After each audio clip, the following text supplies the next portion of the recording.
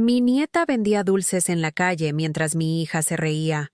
Al verla, transferí mi herencia de 5,8 millones a su nombre, y ningún peso para mi hija. ¿Sabes lo que se siente cuando tu propio corazón se rompe frente a tus ojos? Hoy, yo voy a contarte algo que nunca pensé que contaría. Y si tú, por un segundo, sientes que esto parece familiar, solo pido que dejes un like y te suscribas. Va a ayudarme a continuar desahogándome. Me llamo Carmen Esperanza Morales. Tengo 67 años. Y vivo en una pequeña casa de adobe en las afueras de Guadalajara, Jalisco. Esta mañana de octubre, como todas las mañanas desde hace 15 años, me levanté a las 5:30 para preparar café de olla en la estufa de gas que ronronea como gato viejo. El olor a canela y piloncillo llenaba mi cocina pequeña mientras observaba por la ventana cómo el sol pintaba de dorado los tejados rojos del barrio. Llevaba puesto mi vestido azul marino de siempre, el que tiene pequeñas flores bordadas que yo misma cosí hace años, cuando mis manos aún no temblaban por la artritis.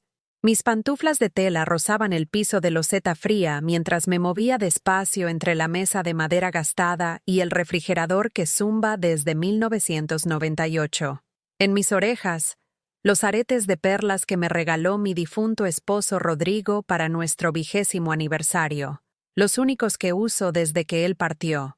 La rutina era mi refugio, siempre la misma: café, telenovela de las 6, barrer el pequeño patio donde crecen mis geranios rojos y esperar la llamada que nunca llegaba, esperar la visita que solo sucedía cuando necesitaban algo, esperar que mi hija Yasmina recordara que tenía una madre que la había dado todo por ella. Pero esta mañana, algo se rompió en mi pecho cuando sonó mi teléfono celular, ese Nokia viejo que apenas sé usar, pero que conservo porque fue el último regalo que me dio Rodrigo antes de su infarto. «Mamá, soy Yasmina». Su voz sonaba apurada, como siempre. «Oye, necesito que cuides a Emilia este fin de semana. Tengo un compromiso importante y no puedo llevarla». «¿Un compromiso?», pregunté, sosteniendo la taza de café con ambas manos para que no se me cayera. «¿Qué clase de compromiso que no puedes llevar a tu hija?». «Ay, mamá, no empieces con tus interrogatorios. Es trabajo, ¿sí? Y Emilia está mejor contigo que conmigo ahorita. Tú sabes cómo manejarla cuando está difícil». Difícil. Esa palabra me dolió como espina clavada. Emilia no era difícil. Era una niña de 11 años que necesitaba amor, atención, alguien que la escuchara cuando llegaba de la escuela con ganas de platicar sobre sus clases de matemáticas o sus amigas.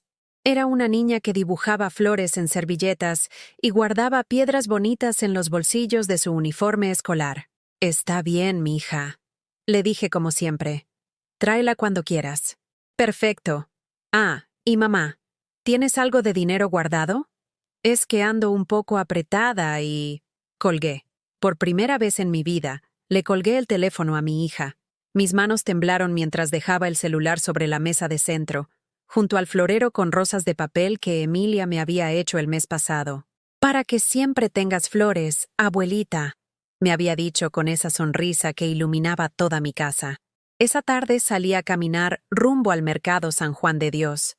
Necesitaba comprar verduras para la semana y quería distraerme del nudo que se me había formado en el estómago desde la llamada de Yasmina. Caminé despacio por las banquetas agrietadas, saludando a doña Lupita, que siempre está regando sus plantas en la entrada de su casa, y al señor Jesús, que repara bicicletas bajo el árbol de mango. El mercado hervía de vida como siempre. Voces de marchantes ofreciendo jitomates, el olor a especias mezclándose con el aroma del elote hervido. Niños corriendo entre los puestos mientras sus madres regateaban precios. Pero algo me hizo detenerme en seco cuando pasé por la esquina de López Cotilla y Federalismo. Ahí estaba Emilia, mi nieta, sola, parada bajo el sol despiadado del mediodía, con una canasta de dulces colgando del brazo flaco, su uniforme escolar arrugado y manchado de sudor. Su carita morena estaba quemada por el sol, los labios resecos, el cabello negro recogido en una coleta despeinada. Gritaba con voz ronca: «¡Dulces! ¡Paletas! ¡Chiclosos! ¡A 2 pesos!». Se me cortó la respiración. Las piernas se me pusieron como gelatina. El corazón me latía tan fuerte que pensé que me iba a desmayar ahí mismo, entre el ruido de los carros y el bullicio de la gente que pasaba sin siquiera voltear a ver a esa niña. Me acerqué despacio, como si fuera un espejismo que se podía romper. «Emilia», susurré. Ella volteó y sus ojitos cafés se llenaron de lágrimas que había estado conteniendo quién sabe por cuánto tiempo. «Abuelita», me dijo con voz quebrada. No me vio. Mamá me dijo que si no vendo todo esto, hoy no ceno. El mundo se me vino abajo. Todo lo que yo creía saber sobre mi hija, sobre mi familia, sobre el tipo de mujer que había criado, se desmoronó como castillo de arena.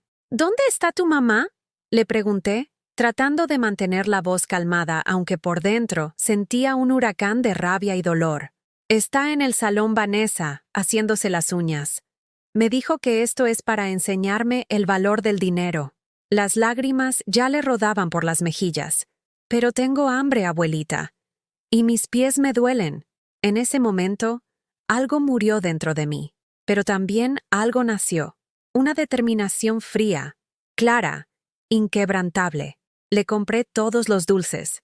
Cada uno. Le di 100 pesos y le dije que le dijera a su mamá que los había vendido todos. Luego la llevé a la fonda de Doña María para que comiera quesadillas con queso Oaxaca y agua de Jamaica. Mientras ella comía, yo tomé una decisión que cambiaría nuestras vidas para siempre. Esa noche, saqué del closet una caja de zapatos vieja que guardaba detrás de mis vestidos dominicales. Dentro estaban todos mis documentos importantes. El testamento que había hecho años atrás, los papeles del seguro de vida de Rodrigo, los certificados de las inversiones que nadie sabía que tenía. 5.800.000 pesos. Eso era todo lo que había logrado ahorrar en 70 años de vida. El dinero del seguro de Rodrigo, mis ahorros de la pensión, la venta del terreno que heredé de mis padres, las ganancias de los setes que compré siguiendo los consejos de don Alberto, el contador del barrio. Todo eso había sido para Yasmina, para asegurarle un futuro cuando yo ya no estuviera. Pero esa noche, con el recuerdo de Emilia vendiendo dulces bajo el sol quemándome el alma, tomé el teléfono y marqué el número del licenciado Moreno, el notario que me había ayudado con los papeles cuando murió Rodrigo. «Licenciado», le dije con voz firme, «necesito cambiar mi testamento. Quiero que todo vaya a nombre de mi nieta. Todo. Y quiero que sea irrevocable». 3 días después de esa llamada al licenciado Moreno, Yasmina apareció en mi puerta como si nada hubiera pasado. Llegó en un taxi nuevo, con las uñas recién pintadas de rojo brillante y un vestido que costaba más que mi despensa de todo el mes. Traía a Emilia de la mano, pero ni siquiera la volteó a ver cuando la niña tropezó en el escalón de la entrada. «Mamá, qué sorpresa tan linda verte», me dijo con esa sonrisa falsa que había perfeccionado desde los 20 años, cuando aprendió que las lágrimas y los abrazos le abrían la cartera mejor que cualquier súplica. Se acercó a darme un beso en la mejilla, y pude oler su perfume caro mezclado con el olor a cigarros que siempre trataba de esconder. «Hola, mija», le dije, pero mis ojos estaban fijos en Emilia, que se refugió detrás de mis piernas como siempre hacía cuando llegaba a mi casa. La niña traía puesta la misma ropa del día anterior, arrugada y con manchas que parecían de salsa. Sus zapatos escolares tenían hoyos en las suelas. «¿Verdad que está preciosa tu nieta?», dijo Yasmina, revolviendo el cabello de Emilia sin cariño, más bien como quien acaricia a un perro molesto. «Ya está grande, ¿no? Pronto va a poder ayudarme más con los gastos de la casa». Esas palabras me cayeron como cubetazo de agua fría. ¿Ayudarle con los gastos? Emilia tenía 11 años. 11. Me acordé de todo lo que yo había hecho por Yasmina a esa misma edad. Cómo me levantaba a las 4 de la mañana para hacer tamales que vendía en la esquina de la fábrica textil antes de que abrieran las puertas. Cómo cosía hasta las 2 de la madrugada, trabajando bajo la luz de un foco amarillo que me quemaba los ojos, para terminar vestidos de quinceañera que me pagaban a 2 meses. Mis dedos sangraban por las agujas. Mis hombros dolían por estar encorvada sobre la máquina Singer de pedal que había sido de mi madre. Todo por ella. Todo para que Yasmina nunca tuviera que vender dulces en la calle, para que tuviera útiles escolares nuevos cada agosto, para que no sintiera vergüenza cuando llegaban las cooperaciones del Día del Niño en la escuela. «Mamá», me dijo Yasmina, sentándose en mi sillón como si fuera dueña de mi sala. Necesito platicar contigo de algo importante. Se acomodó el cabello con esos gestos estudiados que hacía cuando quería convencerme de algo. ¿Te acuerdas de Armando? Mi novio del año pasado, el que tiene el negocio de carros usados en Tlaquepaque. Por supuesto que me acordaba. Armando Vilchis, un hombre de 45 años con 3 hijos de matrimonios anteriores, que manejaba un Tsuru del 95, pero presumía que tenía contactos importantes en el gobierno municipal. Un hombre que nunca me dijo buenos días en los 6 meses que anduvo con mi hija, y que se comía toda la comida que yo preparaba los domingos sin siquiera dar las gracias. Resulta que él quiere que nos vayamos a vivir juntos. Continuó Yasmina, jugando con las llaves de su bolsa. Tiene una casa en Zapopan, en una privada muy bonita. Pero necesita que yo le demuestre que soy una mujer seria, que puedo contribuir económicamente a la relación. Ahí venía. Siempre venía. Necesito 50,000 pesos, mamá. Es para el enganche de un negocio que vamos a poner juntos. Una estética unisex en Plaza del Sol. ¿Te imaginas? Tu hija empresaria. 50,000 pesos. El equivalente a un año entero de mi pensión. Dinero que yo había guardado peso por peso, negándome el gusto de comprar una televisión nueva, de arreglar la gotera del techo de mi recámara, de cambiar la estufa que me quemaba las cejas cada vez que encendía el piloto. ¿Y Emilia? Le pregunté, viendo cómo mi nieta había encontrado sus crayones en el cajón de la mesa y se había puesto a dibujar en silencio. ¿Qué va a pasar con ella si te vas a vivir con Armando? Yasmina se encogió de hombros como si le hubiera preguntado por el clima. Ay, mamá, no te preocupes por eso. Emilia ya está grande. Puede quedarse contigo los días que sea necesario. Además, le hace bien pasar tiempo con su abuelita. ¿Verdad, amor? Le gritó a Emilia sin siquiera voltear a verla. Emilia siguió dibujando. Era una casita pequeña con flores alrededor y 2 figuritas tomadas de la mano, una grande y una chica. En la puerta había escrito con letras torcidas: Abuelita y yo. No tengo 50,000 pesos, Yasmina. Le dije con toda la calma que pude reunir. Su cara cambió completamente. La sonrisa se le borró y aparecieron esas arrugas de enojo que se le marcaban entre las cejas cuando no conseguía lo que quería. ¿Cómo que no tienes? Mamá, por favor. Sé que tienes dinero guardado. Toda la vida has sido muy cuidadosa con tus gastos. Y ya no tienes que mantener a papá ni pagar sus medicinas. La mención de Rodrigo me dolió como cachetada. Mi esposo había muerto hacía 3 años de un infarto fulminante, después de trabajar 40 años como mecánico en el taller de Don Chava. Yasmina había venido al funeral, sí, pero se había ido antes del novenario porque tenía compromisos en la capital. Además, siguió Yasmina, poniéndose de pie y caminando por mi sala como animal enjaulado, tú ya viviste tu vida. Ya tuviste tu oportunidad de ser joven, de enamorarte, de hacer tus sueños realidad. Ahora es mi turno. ¿O quieres que me quede aquí para siempre, amargándome como...? Se detuvo, pero yo sabía cómo terminaba esa frase. Como tú, como yo, completé en voz baja. No dije eso, mamá. No me hagas quedar mal, pero lo había dicho.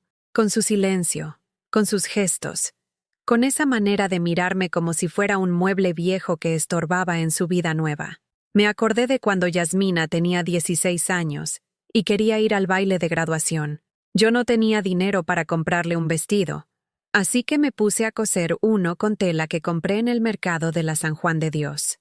Me desvelé durante una semana, haciendo cada pliegue, cada detalle, cada lentejuela cosida a mano bajo la luz amarilla de mi cuarto. Cuando se lo enseñé, me dijo: «Ay, mamá, ¿en serio? Se ve muy... casero. Mejor le voy a pedir dinero a mi padrino Aurelio». Nunca se puso el vestido. Lo encontré años después en el fondo de su closet, todavía con las etiquetas que yo le había puesto con mi letra. Para mi princesa, con todo mi amor. «Mamá», me dijo Yasmina, cambiando de tono y sentándose a mi lado en el sillón. «Tú sabes que yo te quiero mucho. Eres la mejor mamá del mundo. Pero también tienes que entender que ya no soy una niña. Tengo 32 años. Necesito hacer mi vida. 32 años.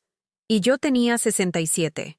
Según sus cálculos, ya era hora de que me resignara a ser la abuela conveniente que cuidaba niños y prestaba dinero sin hacer preguntas. Piénsalo, ¿sí? Me dijo levantándose y alisándose el vestido. Armando dice que si logramos juntar la inversión esta semana, podemos firmar el contrato del local el lunes. Es una oportunidad única, mamá. No la puedo desperdiciar. Se acercó a Emilia, que seguía dibujando. A ver, amor, ¿qué estás haciendo? ¿Otra casita? Ay, niña, deberías dibujar cosas más emocionantes, como carros, o ciudades grandes, o ropa bonita. Emilia alzó su dibujo tímidamente. Es la casa de la abuelita. Aquí vivimos las dos y somos felices. Yasmina se rió. Se rió de verdad, como si hubiera escuchado el chiste más gracioso del mundo. ¡Ay, qué chistosa! Mira nada más que inocente. ¿Verdad, mamá, que es muy graciosa? Pero yo no me reí. Me quedé viendo el dibujo de Emilia, esa casita pequeña con flores y dos personas tomadas de la mano, y sentí que algo se me rompía y se me reparaba al mismo tiempo. Esa noche, después de que Yasmina se fue prometiendo que regresaría en unos días por Emilia, me senté en mi cama con la caja de zapatos sobre las piernas.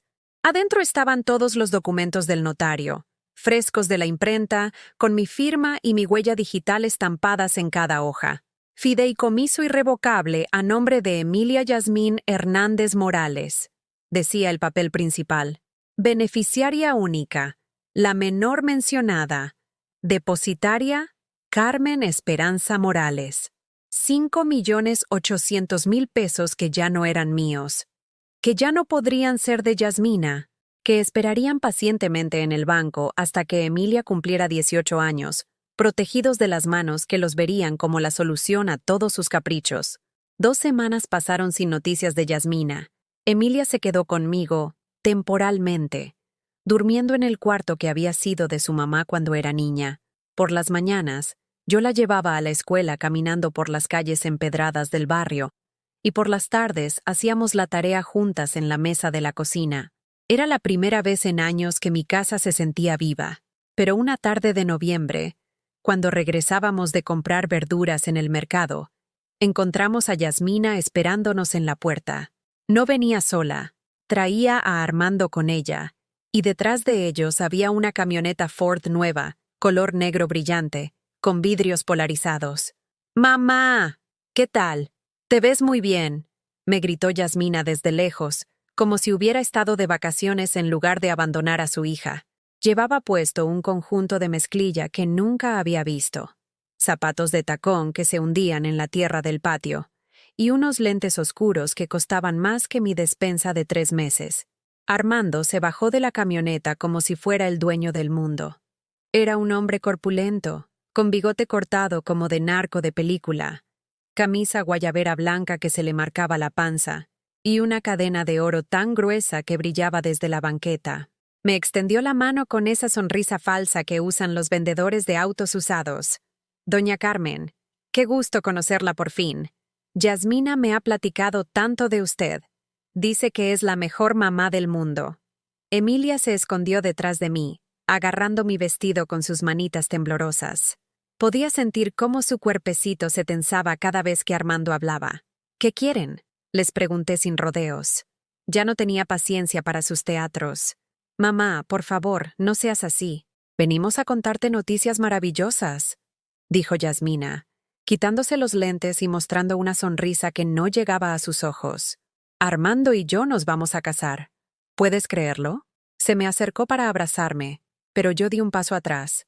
¿Y Emilia?, pregunté. Ay, mamá, no empieces con eso. Emilia va a estar perfectamente bien. De hecho, venimos a pedirte un favor muy especial. Ahí venía. Siempre venía. Armando tiene una oportunidad de negocio increíble en Puerto Vallarta. Un terreno frente al mar donde vamos a construir un hotel boutique. Pero necesitamos mudarnos inmediatamente para supervisar la construcción. Armando asintió con la cabeza, como si todo lo que decía Yasmina fuera la verdad revelada. Es un proyecto de 15 millones de pesos, doña Carmen. Su hija va a ser socia, va a ser rica. Ya no va a tener que preocuparse por nada en la vida. ¿Y qué tiene que ver Emilia en todo esto?, insistí. Yasmina se mordió el labio inferior. Ese gesto que hacía desde niña cuando sabía que lo que iba a pedir estaba mal. Bueno, es que el primer año va a ser muy intenso. Mucho trabajo, muchos viajes, muchas juntas con inversionistas. No es ambiente para una niña. Emilia estaría mejor aquí, contigo, en su escuela, con sus amigos. ¿Un año? Se me quebró la voz. Bueno, tal vez 2. Depende de cómo avance la construcción. Pero mira el lado bueno, mamá. Vas a tener a tu nieta contigo todo el tiempo. Sé que la adoras. Y nosotros vamos a mandarle dinero para sus gastos cada mes. Miré a Emilia, que había empezado a llorar en silencio. Sus lágrimas caían sobre el uniforme escolar azul que yo había lavado y planchado esa mañana con tanto cariño. ¿Cuánto dinero?, pregunté. 1,000 pesos al mes, dijo Armando rápidamente, como si fuera una cantidad generosa. Es más de lo que necesita una niña de su edad. 1,000 pesos. 33 pesos diarios. Menos de lo que costaba un combo en McDonald's. No es suficiente, les dije. La cara de Yasmina cambió inmediatamente. Se le marcaron esas líneas de enojo que le salían cuando las cosas no iban como ella quería. ¿Cómo que no es suficiente? Mamá, por favor, no seas exagerada. ¿Cuánto puede gastar una niña? Además, tú tienes tu pensión. Mi pensión es de 3,000 pesos al mes, Yasmina. Con eso pago luz, agua, gas, comida, medicinas. Si me hago cargo de Emilia completamente, necesito al menos 3,000 pesos adicionales. Armando se rió. Se rió en mi cara como si hubiera dicho el chiste más absurdo del mundo. Doña Carmen, con todo respeto, pero está loca si cree que vamos a pagarle 3,000 pesos por cuidar a su propia nieta. Eso es responsabilidad de familia, no un trabajo. Entonces llévatela contigo, le dije a Yasmina, mirándola directamente a los ojos. Mamá, ¿cómo puedes ser tan egoísta? Es tu nieta, tu propia sangre. ¿Cómo puedes ponerle precio al amor? Egoísta. Me había dicho egoísta. Yo, que había trabajado 70 años sin parar. Yo, que me había sacrificado toda la vida por ella. Yo, que tenía las manos deformadas por la artritis de tanto coser y lavar. Yo, que había vendido el terreno de mis padres para pagarle sus estudios que nunca terminó. El amor no paga la comida, Yasmina, le dije con una calma que no sabía que tenía. El amor no paga los útiles escolares. El amor no paga las consultas médicas cuando se enferme. Ay, mamá, ¿sabes qué? Olvídalo. Ya veo que no quieres ayudarme. Como siempre. Se dio la vuelta y caminó hacia la camioneta. Vamos, Armando. Mi mamá ya decidió que su comodidad es más importante que el futuro de su hija. Pero Emilia no se movió. Se quedó agarrada de mi vestido, llorando. No quiero irme, abuelita, me susurró. Por favor, no dejes que me lleven. Yasmina se dio cuenta de que Emilia no la había seguido y regresó hecha una furia. Emilia, ven acá inmediatamente. No hagas berrinches. No quiero ir, mamá. Quiero quedarme con la abuelita. La cara de Yasmina se puso roja de coraje. Se acercó a Emilia y la agarró del brazo con tanta fuerza que la niña gritó de dolor. Tú vas a donde yo diga que vayas. Soy tu madre. Suéltala, le grité, interponiéndome entre las dos. No te metas, mamá. Esto es entre Emilia y yo. Estás lastimando a tu hija. Estoy educando a mi hija. Algo que tú nunca supiste hacer conmigo. Esas palabras me cayeron como bofetada, pero también me despertaron algo que había estado dormido durante años. Una fuerza que no sabía que tenía. Tienes razón, Yasmina, le dije con voz firme. No supe educarte. No te enseñé a valorar lo que tenías. No te enseñé a ser agradecida. No te enseñé que el amor se demuestra con hechos, no con palabras. ¿Ya terminaste con tu discurso? No. Me acerqué a ella hasta quedar a unos centímetros de su cara. Tampoco te enseñé que cuando una madre abandona a su hija, pierde el derecho de llamarse madre. Yasmina se quedó muda por primera vez en años. Emilia se queda conmigo, continué, pero no como niñera gratuita, como su abuela que la quiere de verdad. Y si quieres visitarla, vas a tener que aprender a respetarme primero. Estás loca si crees que voy a... ¡Lárgate de mi casa!, le dije con una tranquilidad que me sorprendió a mí misma. Y no regreses hasta que sepas comportarte como adulta. Yasmina se subió a la camioneta azotando la puerta. Armando me gritó algo sobre viejas amargadas, antes de arrancar con las llantas quemando en la tierra del patio. Esa noche, Emilia y yo cenamos quesadillas frente a la televisión, viendo una película de princesas. Por primera vez en semanas, vi a mi nieta sonreír de verdad. Durante 3 semanas viví la paz más hermosa que había conocido en años. Emilia y yo habíamos encontrado nuestra rutina perfecta. Ella hacía la tarea en la mesa de la cocina mientras yo preparaba la cena. Me platicaba de sus clases y sus amigos. Me ayudaba a regar las plantas del patio. Por las noches leíamos cuentos juntas en mi cama, y ella se quedaba dormida acurrucada contra mi brazo, como gatito buscando calor. Pero la paz nunca dura cuando hay gente que vive de la guerra. El primer ataque llegó a través de mi hermana Dolores. Era un sábado por la mañana cuando sonó mi teléfono, y escuché su voz cargada de esa preocupación falsa que usa cuando quiere meterse en problemas ajenos. Carmen, hermana, necesito hablar contigo urgentemente. ¿Puedes venir a mi casa? Es sobre Yasmina y lo que está pasando con Emilia. Dolores vive en una casa de interés social en el fraccionamiento Las Águilas, con su esposo Raúl y sus 3 hijos adultos que nunca se fueron de la casa porque la situación económica está muy difícil. Cuando llegué, encontré a toda la familia reunida en la sala, como si fuera una intervención planeada. «Siéntate, Carmen», me dijo Dolores con tono solemne, señalando el sillón individual que habían puesto frente a todos ellos. «Tenemos que hablar en serio». Raúl carraspeó y se acomodó en su silla como si fuera el juez de un tribunal. «Mira, cuñada, ya sabemos lo que pasó con Yasmina. Ella nos contó todo, y la verdad es que estamos muy preocupados por ti». «¿Preocupados por mí?», pregunté, sintiendo que algo no estaba bien. «Sí, hermana», intervino Dolores, con esa voz melosa que usaba cuando quería convencerme de algo. «Yasmina nos dijo que le gritaste, que la corriste de tu casa, que no la dejas ver a su hija.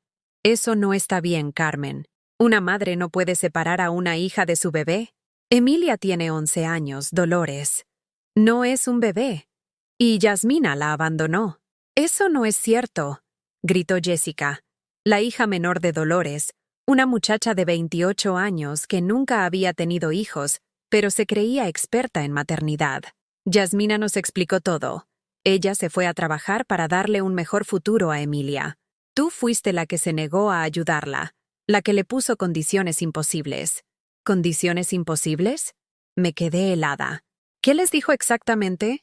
«Que le pediste 5,000 pesos al mes para cuidar a Emilia», dijo Raúl, mirándome como si fuera una criminal. «5,000 pesos, Carmen. ¿En serio? ¿Vas a cobrarle a tu propia hija por cuidar a tu nieta?». La mentira era tan grande, tan descarada, que me quedé sin palabras. Yasmina les había dicho que yo pedía 5,000 cuando ella solo quería pagar 1,000.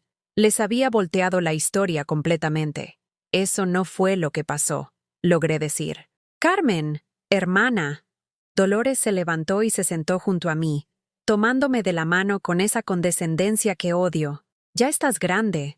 A veces la memoria nos falla.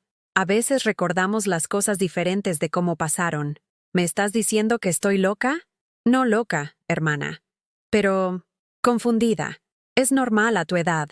Mira, nosotros queremos ayudarte. Queremos que hagas las paces con Yasmina. Ella está sufriendo mucho sin su hija». «¿Sufriendo?». Me levanté del sillón como resorte. «¿Sufriendo mientras se va de vacaciones a Puerto Vallarta con su novio nuevo?». «Son viajes de trabajo, tía», intervino Roberto, el hijo mayor de Dolores, un hombre de 35 años que vive de vender seguros de auto que nadie quiere comprar. «Yasmina está construyendo un patrimonio para Emilia. Está pensando en el futuro. El futuro de Emilia es la escuela, Roberto. Es tener una madre que la quiera y la cuide». «¡Ay, Carmen!», suspiró Dolores como si fuera una niña berrinchuda. «¿Sabes qué creo? Creo que estás celosa». La palabra me cayó como cubetazo de agua helada. ¿Celosa? Sí, hermana. Celosa porque Yasmina hizo su vida, porque tiene un hombre que la quiere, porque está triunfando. Y ahora quieres vengarte quitándole a su hija. Yo no le quité nada a nadie.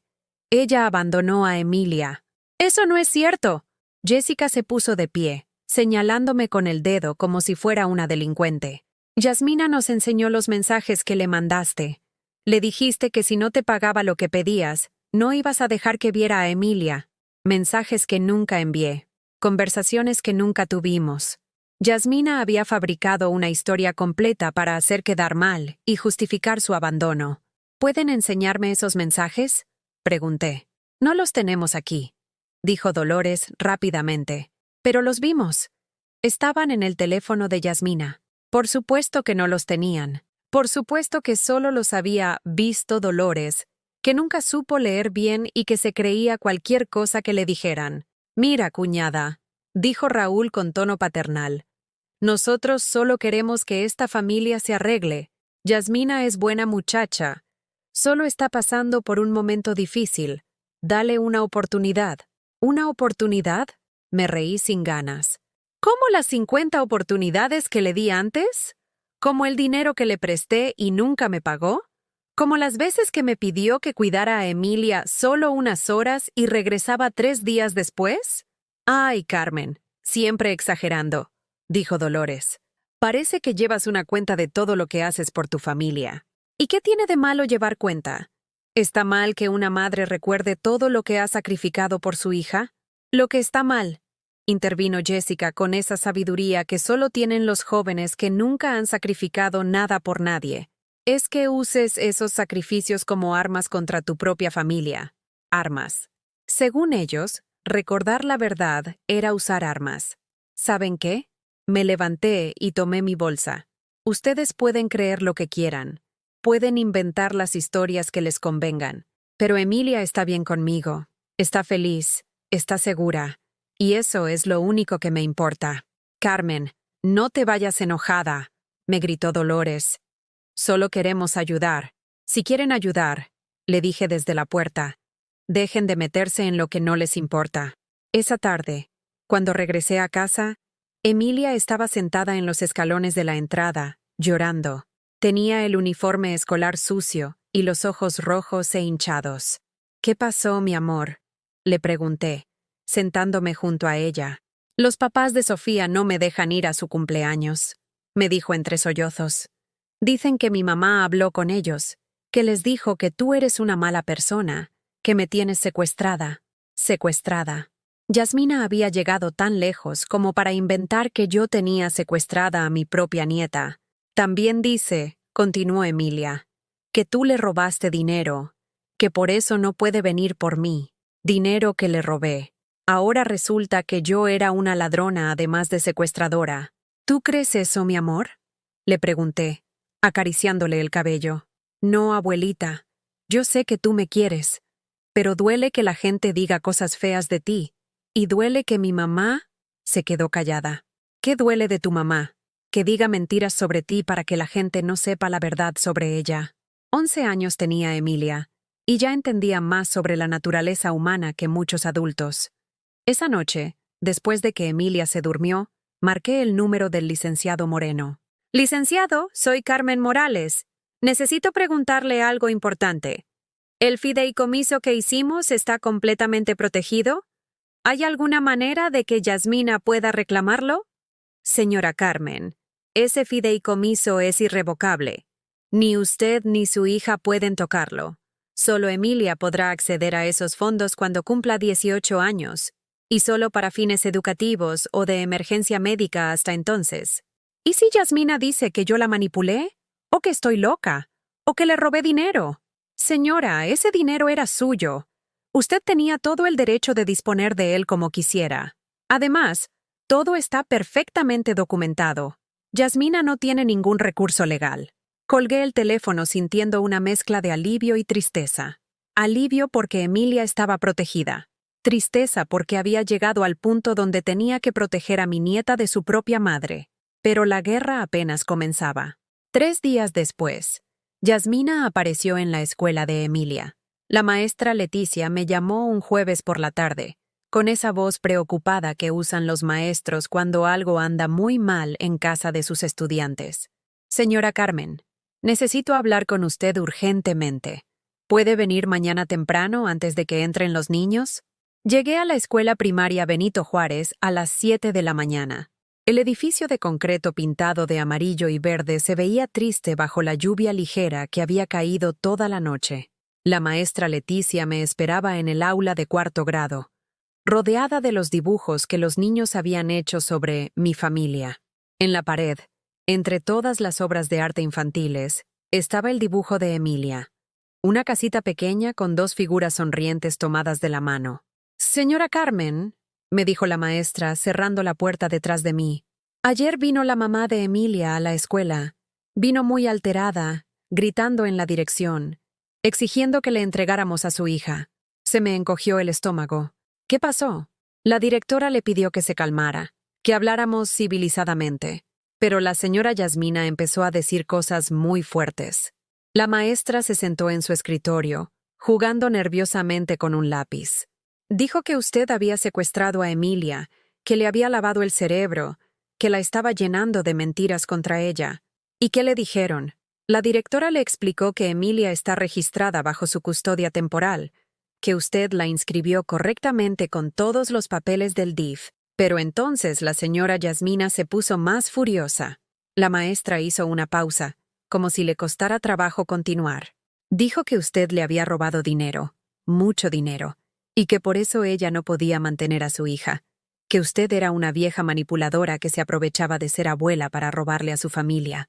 Cada palabra era como clavo oxidado enterrándose en mi corazón. Mi propia hija, la niña que había criado con tanto amor, estaba destruyendo mi reputación con mentiras que ella misma sabía que eran falsas. Pero eso no es todo, señora Carmen. La maestra se acercó a mí y bajó la voz. También trajo a un hombre con ella. Un tipo muy intimidante. Le dijo a la directora que él era abogado, que iban a demandar a la escuela por ser cómplices de un secuestro. Armando, el supuesto empresario hotelero, haciendo de abogado falso para asustar a las maestras. ¿Emilia escuchó algo de esto? No, gracias a Dios estaba en el recreo. Pero señora Carmen, la maestra me tomó de la mano.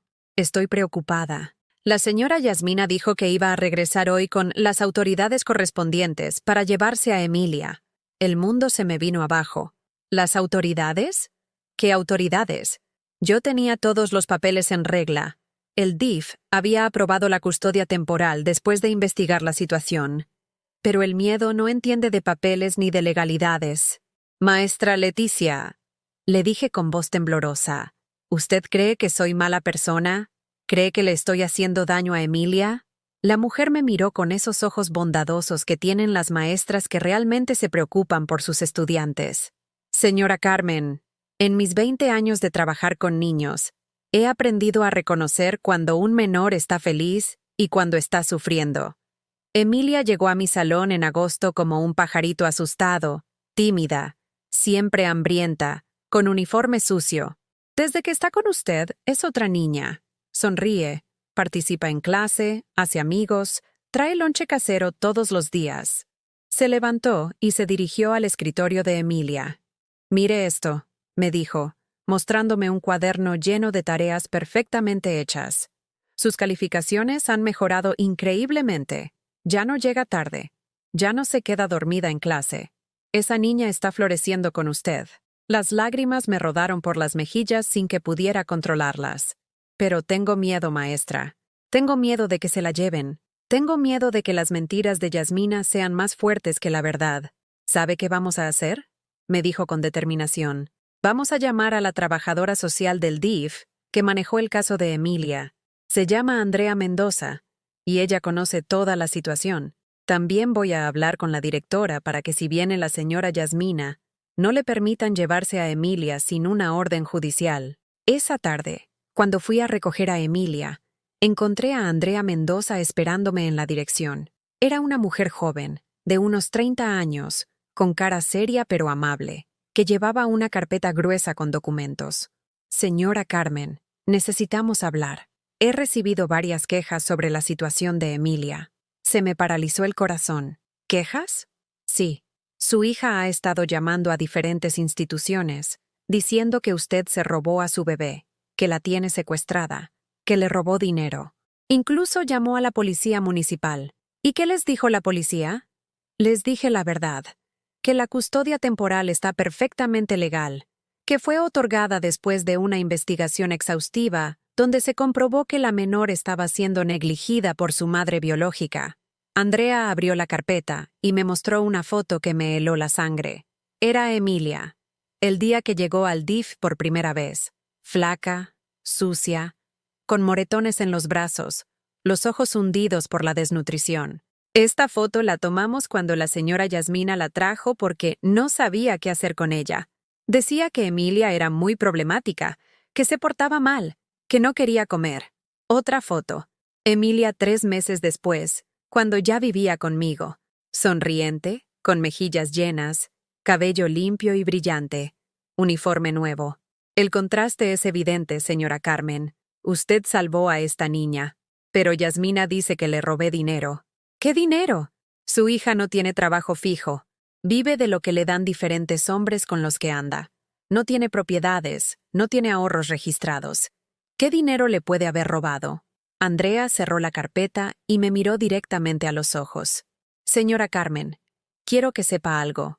En todos mis años trabajando con familias en crisis, he visto de todo, pero nunca había visto una transformación tan hermosa como la de Emilia.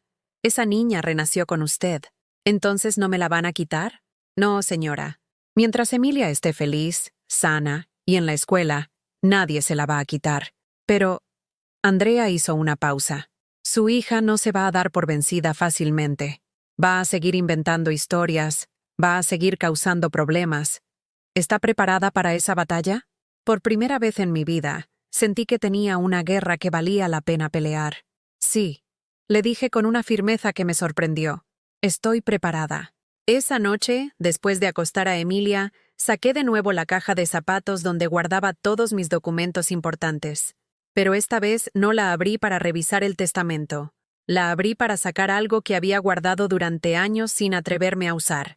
El número del despacho de abogados que me había dado el licenciado Moreno para casos difíciles de familia. Marqué el número con manos temblorosas. Buenas noches.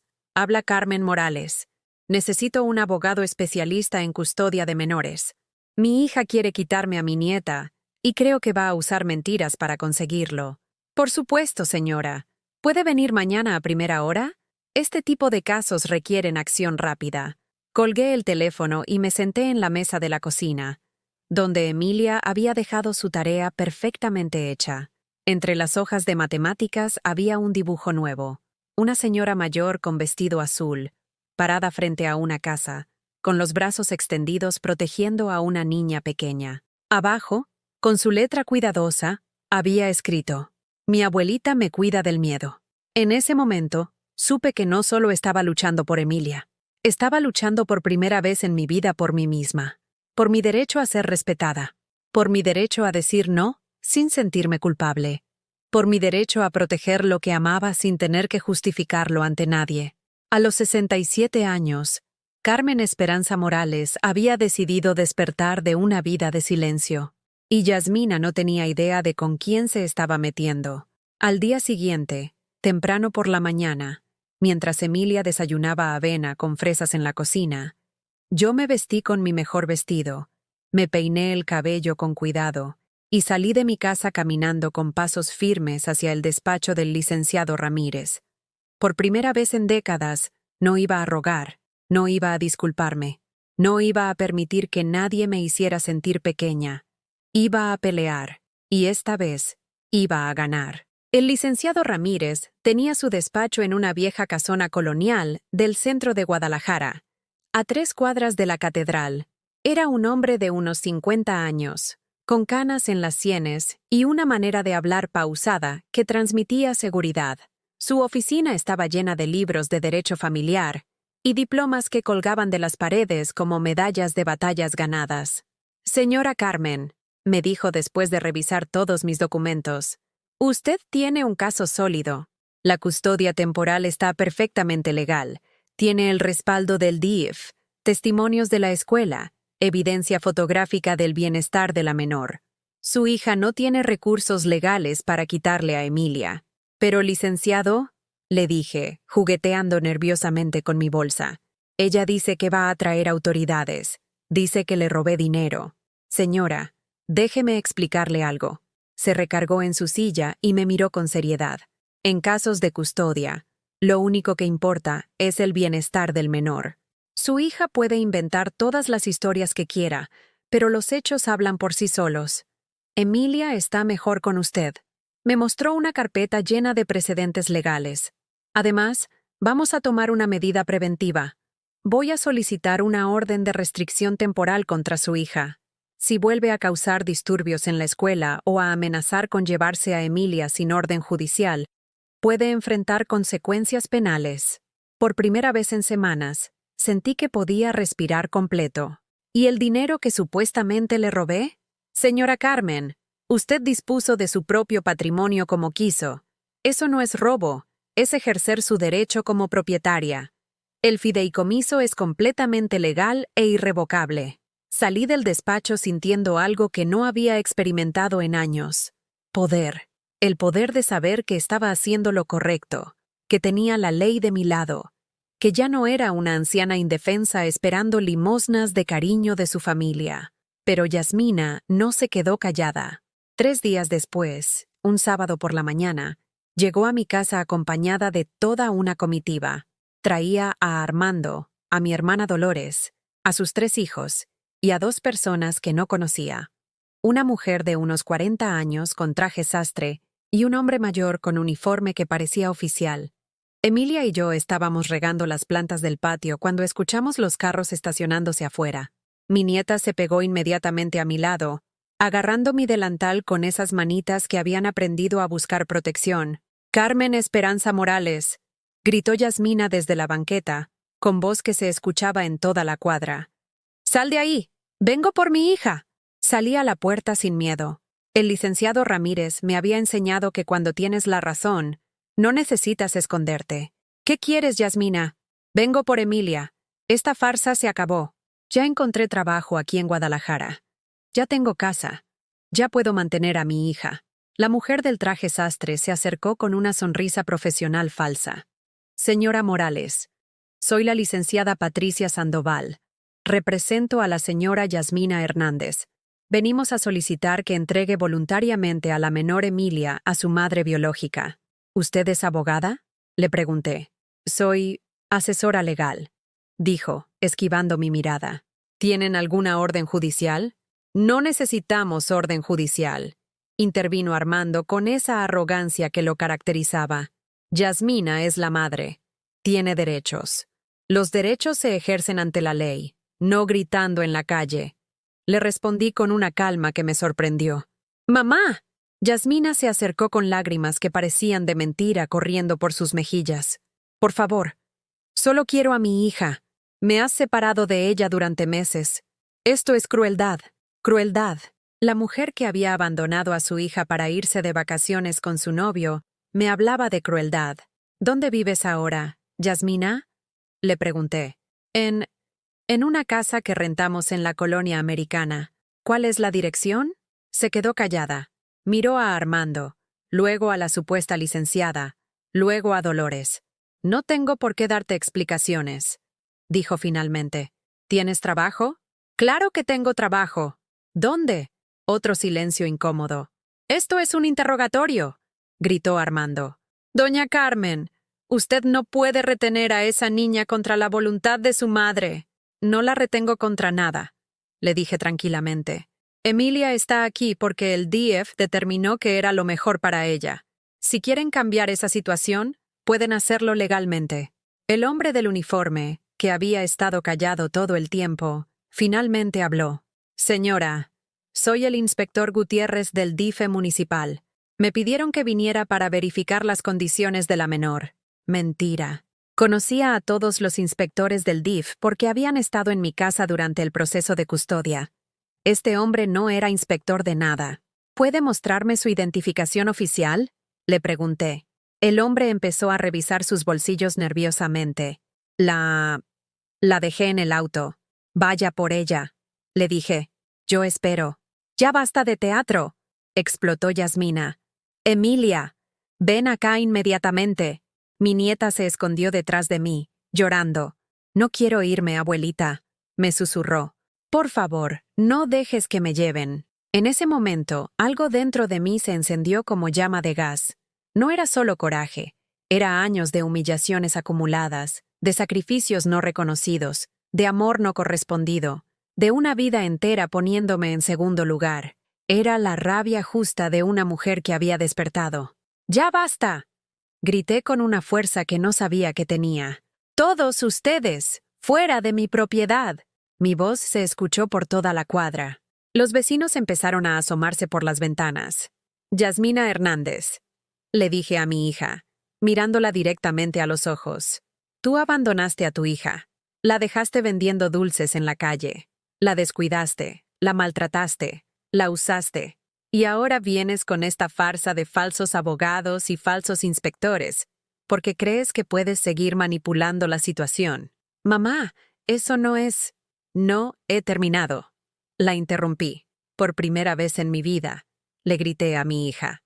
«Durante 30 años te di todo lo que tenía. Vendí el terreno de mis padres para pagarte estudios que nunca terminaste. Trabajé hasta romperme la espalda para que nunca te faltara nada. Te perdoné cada humillación, cada desplante, cada vez que me trataste como sirvienta de tu conveniencia». Las lágrimas me corrían por la cara, pero no eran lágrimas de tristeza, eran lágrimas de liberación. Pero se acabó, Yasmina. Se acabó el tiempo en que podías pisotearme, y yo iba a sonreír y aguantar. Emilia no es un objeto que puedas recoger cuando se te antoje. Es una niña que necesita estabilidad, amor, respeto. Saqué de mi bolsa los papeles que me había dado el licenciado Ramírez. Esta es una orden de restricción temporal. Si vuelves a molestar a Emilia, si vuelves a causar disturbios en su escuela, si vuelves a amenazarme, vas a enfrentar consecuencias legales. Yasmina tomó los papeles con manos temblorosas. Su cara había cambiado completamente. Ya no era la mujer arrogante que había llegado. Era una niña asustada que se daba cuenta de que su madre había dejado de ser víctima de sus manipulaciones. «Y una cosa más», agregué, sacando de mi bolsa una fotografía que había pedido al banco. El estado de cuenta del fideicomiso. Los 5.800.000 pesos que según tú te robé, están aquí, en una cuenta a nombre de Emilia. Dinero que ella va a recibir cuando cumpla 18 años para estudiar lo que quiera. Le mostré el papel a toda la comitiva. ¿Ven esto? Esto es lo que hace una abuela que ama de verdad. Protege el futuro de su nieta en lugar de gastárselo en caprichos y novios.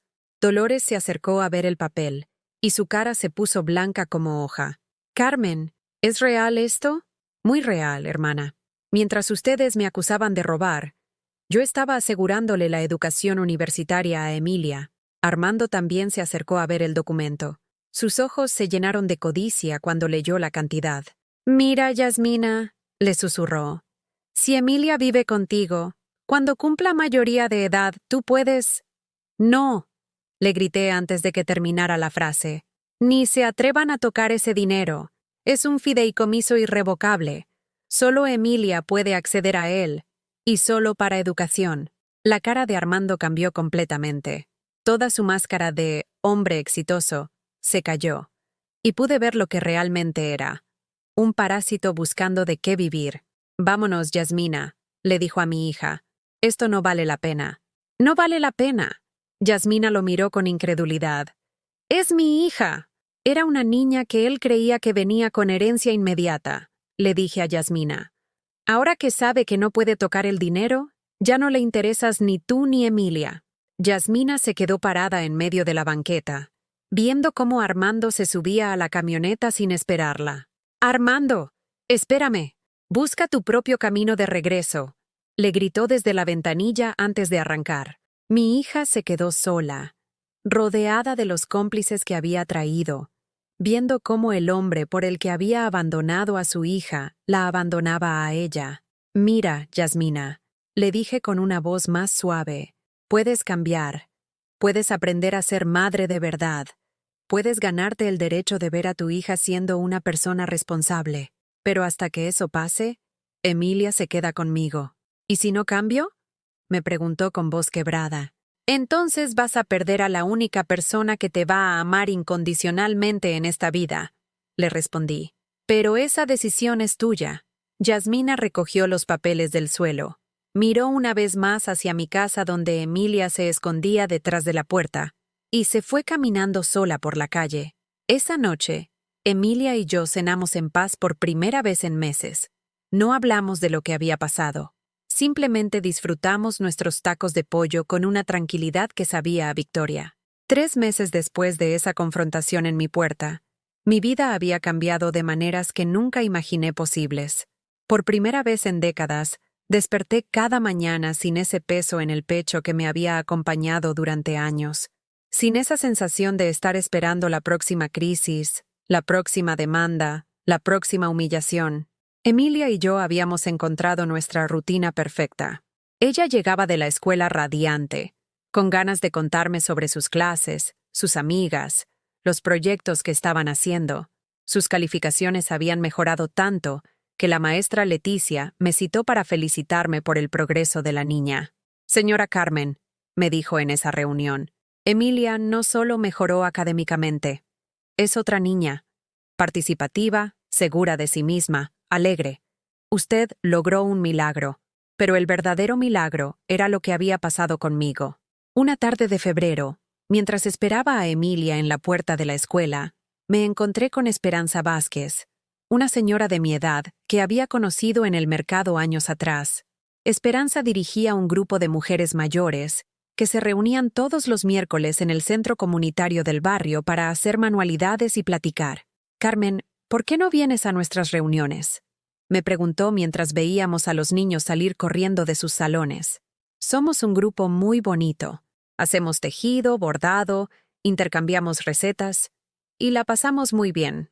Antes, habría dicho que no inmediatamente, que tenía muchas cosas que hacer, que no tenía tiempo, que no era de esas personas que se juntaban en grupos. Pero algo dentro de mí había cambiado. ¿Sabes qué, Esperanza? Me gustaría mucho». El siguiente miércoles, llegué al centro comunitario con una madeja de estambre amarillo que había comprado en el mercado y una sensación de nervios que no sentía desde la secundaria. El lugar era un salón pequeño con mesas de plástico blanco y sillas de metal, decorado con trabajos manuales de colores brillantes que las señoras habían hecho en reuniones anteriores. «Carmen, qué gusto que vinieras», me recibió Esperanza, presentándome con el grupo. «Miren, les presento a Carmen Morales. Es la abuela de Emilia, una niñita preciosa». Eran 8 mujeres entre los 60 y 70 años, cada una con su historia, con sus luchas, con sus victorias pequeñas y grandes. Estaba Refugio, viuda como yo, que había criado sola a 5 hijos y ahora vendía tamales para mantener a 2 nietos. Carmen Luz, que había trabajado 30 años como enfermera y seguía cuidando vecinos enfermos sin cobrar nada. Guadalupe, que había empezado a estudiar para terminar la primaria a los 65 años porque nunca es tarde para aprender. Por primera vez en mi vida adulta, estaba rodeada de mujeres que me entendían. Mujeres que habían sacrificado, que habían luchado, que habían sobrevivido. Pero también mujeres que habían decidido que sus años dorados iban a ser realmente dorados.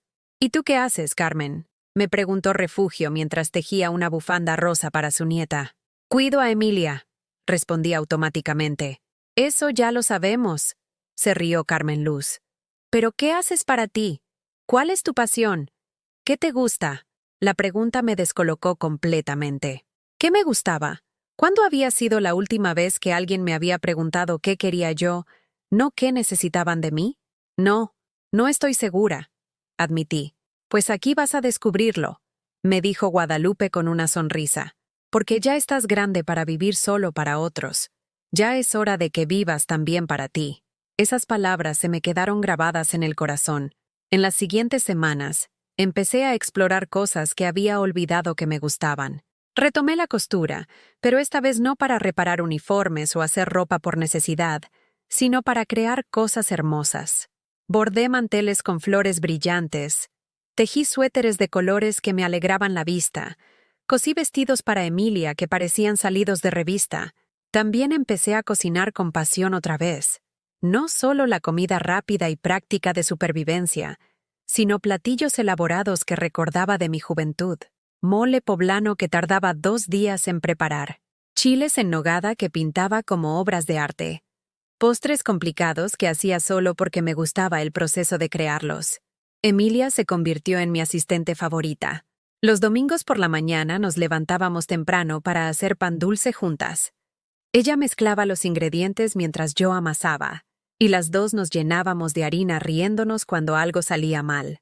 «Abuelita», me dijo un domingo mientras decorábamos conchas, «¿sabes que eres muy diferente de antes?»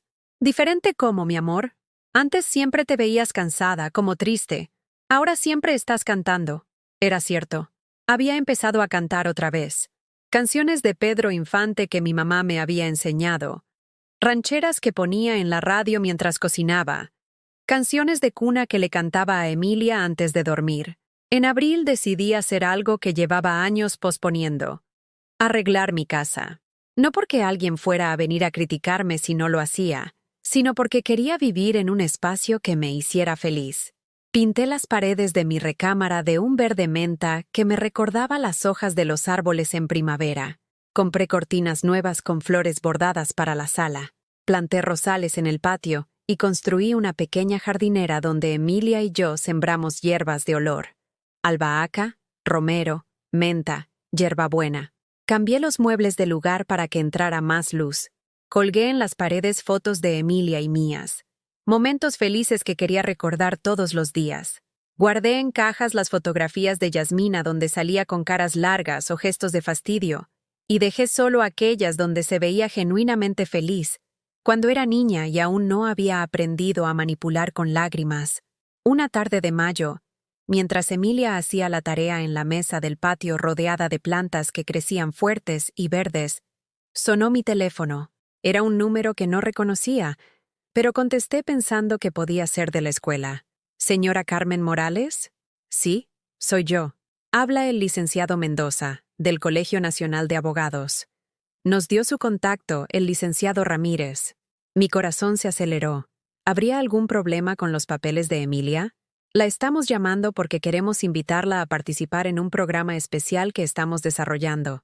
Se llama Abuelas Protectoras. Es para reconocer a mujeres mayores que han tomado la custodia de sus nietos en situaciones difíciles. ¿Un programa? Sí, señora. Su caso ha llamado mucho la atención porque manejó la situación de manera ejemplar. Queremos que comparta su experiencia con otras abuelas que están pasando por situaciones similares. No podía creerlo. Yo, que durante años me había sentido invisible, que había creído que mi experiencia no valía nada, que había pensado que era solo una anciana estorbosa, estaba siendo invitada a ayudar a otras mujeres. ¿Esto significa que hay más casos como el mío? Muchísimos, señora Carmen. Y la mayoría de las abuelas se sienten solas, sin saber qué hacer, sin recursos para defenderse. Usted podría ser una luz para ellas. Acepté inmediatamente. El programa se llevó a cabo en el auditorio de la universidad. Cuando llegué, nerviosa pero decidida, encontré a más de 50 mujeres de mi edad, todas con historias similares a la mía. Abuelas que habían tenido que convertirse en madres otra vez, porque sus hijos habían abandonado a sus nietos. Mujeres que habían sacrificado sus años de descanso para proteger a los pequeños de sus familias. Cuando llegó mi turno de hablar, me levanté del asiento con las piernas temblando. Pero cuando vi todas esas caras esperanzadas, todas esas mujeres que habían venido buscando respuestas, encontré una voz que no sabía que tenía. Mi nombre es Carmen Esperanza Morales. Comencé. Y durante 67 años creí que mi valor dependía de lo que pudiera dar a otros. Creí que ser buena abuela significaba callarme, aguantar, sonreír aunque me doliera el alma. Las mujeres asintieron con la cabeza. Todas habían vivido eso. Pero el día que vi a mi nieta vendiendo dulces en la calle mientras su madre se hacía las uñas, entendí algo. A veces amar significa pelear. A veces proteger significa decir no. A veces ser buena abuela significa ser una abuela valiente. Aplausos tímidos al principio, luego más fuertes. Ustedes no están aquí por casualidad. Están aquí porque son guerreras. Porque decidieron que el bienestar de sus nietos era más importante que quedar bien con hijos que no las respetan. Les conté mi historia completa. La venta del terreno, los años de sacrificios, el fideicomiso, la confrontación con Yasmina, pero sobre todo, les conté sobre el renacimiento que había vivido después.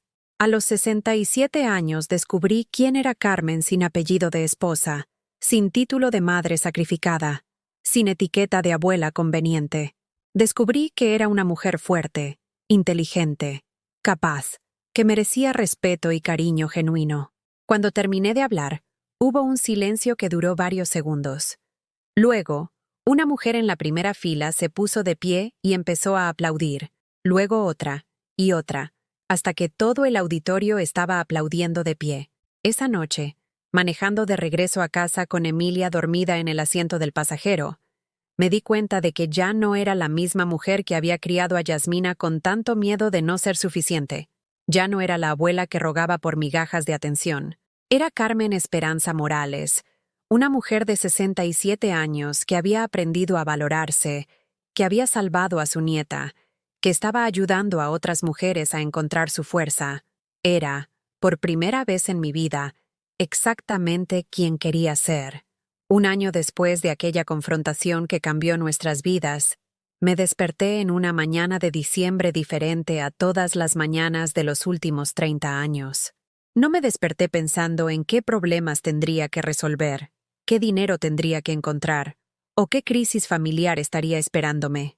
Me desperté pensando en que era el día del festival navideño en la escuela de Emilia, y que ella había estado practicando durante semanas una canción que quería cantarme. Mi casa había sido transformada completamente, pero no solo por la pintura nueva o los muebles reacomodados. Era la energía la que había cambiado. El silencio ya no era pesado y triste. Ahora era paz. Las paredes que antes parecían grises de tanta amargura acumulada, ahora brillaban con la luz que entraba por las ventanas limpias y las cortinas coloridas que Emilia y yo habíamos elegido juntas.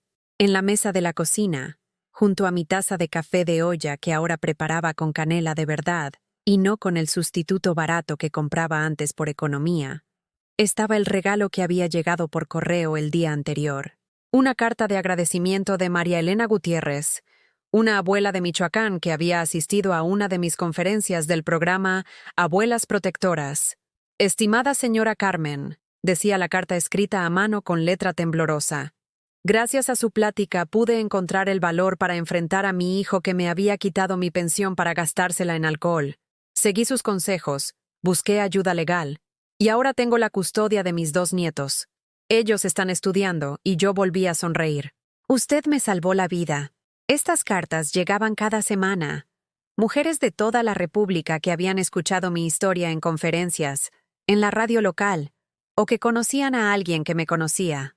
Abuelas que habían decidido dejar de ser víctimas silenciosas para convertirse en protectoras valientes de sus nietos. El programa había crecido tanto que ahora tenía un pequeño despacho en el centro comunitario, donde 2 días a la semana recibía consultas gratuitas de mujeres que necesitaban orientación legal o simplemente alguien que las escuchara sin juzgarlas. El licenciado Ramírez había entrenado a varias voluntarias, abogadas jubiladas que donaban su tiempo para ayudar en casos como el mío. ¡Abuelita! Emilia bajó corriendo las escaleras, ya vestida con su uniforme escolar y el moño rojo que usaría para el festival. ¿Ya viste lo que dejaron en la puerta? Salí al patio y encontré una canasta de frutas con una tarjeta. Era de Doña Refugio, mi amiga del grupo de manualidades, que ahora se había vuelto mi confidente y cómplice en todas las travesuras que hacíamos con nuestros nietos. Para la abuela más valiente de Guadalajara, decía la tarjeta. Que disfrutes el festival de tu princesa. Princesa. Así le decíamos a Emilia ahora, no con el sarcasmo amargo con el que antes pensaba en los caprichos de Yasmina, sino con el amor genuino de quien ve florecer a una niña que había estado marchitándose. Emilia ya no era la niña tímida y asustada que había llegado a mi casa hace más de un año. Ahora era una preadolescente de 12 años segura de sí misma, con planes y sueños que platicaba conmigo cada noche antes de dormir. Quería estudiar veterinaria para cuidar animales abandonados. Había empezado a tocar guitarra en la escuela y soñaba con formar un grupo musical con sus amigas. Tenía novio platónico, un niño llamado Sebastián, que le escribía cartas muy formales pidiéndole permiso para ser su pretendiente oficial. ¿Sabes qué, abuelita?, me dijo mientras desayunábamos hotcakes que había aprendido a hacer viendo videos en YouTube. Ayer Sebastián me preguntó si mi mamá iba a venir al festival. El tema de Yasmina ya no era tabú en nuestra casa, pero tampoco era una herida abierta que sangraba todos los días. Era más bien como una cicatriz vieja que a veces dolía cuando cambiaba el clima, pero que ya había sanado lo suficiente para poder tocarla sin que nos destruyera. ¿Y qué le dijiste? Le dije que mi mamá vive lejos, que está ocupada con su vida, pero que tú eres mejor que 10 mamás juntas. Emilia había desarrollado una sabiduría emocional que me asombraba. Había aprendido a hablar de Yasmina sin rencor, pero también sin ilusiones falsas. Entendía, con esa claridad que a veces tienen los niños, que el amor no se mendiga y que la presencia física no garantiza el amor verdadero. Yasmina había intentado regresar 3 veces durante el año. La primera vez llegó llorando, diciendo que Armando la había dejado y que se había dado cuenta de sus errores. La segunda vez vino con un novio nuevo, presumiendo que ahora sí tenía trabajo estable y casa propia. La tercera vez llegó con regalos caros y promesas de llevarse a Emilia de vacaciones a Mazatlán. Las 3 veces, Emilia eligió quedarse conmigo. No porque yo la hubiera influenciado o manipulado, sino porque una niña que ha conocido la estabilidad y el amor incondicional reconoce inmediatamente cuando algo es genuino y cuando es teatro. Emilia había aprendido a valorar la consistencia por encima de los gestos espectaculares, el cariño cotidiano por encima de los regalos costosos.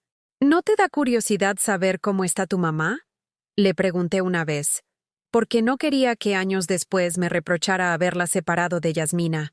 A veces, me respondió con esa honestidad brutal que caracteriza a los niños. Pero luego me acuerdo de cómo me sentía cuando vivía con ella. Siempre preocupada, siempre con miedo de hacer algo mal, siempre sintiéndome como un estorbo. Y entonces me acuerdo de cómo me siento contigo, y ya no tengo curiosidad. El festival navideño fue hermoso. Emilia cantó Las Mañanitas, con una voz clara y dulce que hizo llorar a la mitad de las mamás presentes. Después del evento, mientras caminábamos de regreso a casa por las calles del barrio decoradas con luces navideñas, me tomó de la mano con esa confianza que tienen los niños que se saben amados. Abuelita, ¿puedo preguntarte algo serio? Por supuesto, mi amor. ¿Tú crees que cuando sea grande voy a ser como mi mamá? La pregunta me dolió en el alma, no por ella, sino por la niña que había crecido con esa preocupación guardada en secreto. Mi amor, le dije, deteniéndome para mirarla a los ojos, tú ya no eres como tu mamá. A los 12 años ya tienes más empatía, más responsabilidad, más amor genuino que ella a los 32. ¿Y sabes por qué? ¿Por qué? Porque tú creciste rodeada de amor real. Porque aprendiste que el mundo no gira a tu alrededor, pero también que tú tienes valor por ti misma. Porque nadie te enseñó que el amor se mendiga o se compra. Seguimos caminando en silencio, pero pude sentir cómo su cuerpecito se relajaba junto al mío. Esa noche, después de acostar a Emilia, me senté en mi silla favorita del patio, una mecedora de madera que había comprado con mis primeras ganancias del programa de conferencias. Era una noche clara de diciembre, con suficientes estrellas para recordarme que el mundo era más grande que mis problemas, pero suficientemente cálida para sentirme cobijada por la vida que habíamos construido. Pensé en todos los caminos que no había tomado, en todas las versiones de mí misma que había sacrificado para complacer a otros. La Carmen que quería estudiar enfermería pero se casó a los 18. La Carmen que soñaba con viajar pero gastó sus ahorros en los caprichos de su hija. La Carmen que tenía opiniones fuertes pero aprendió a callarlas para evitar conflictos.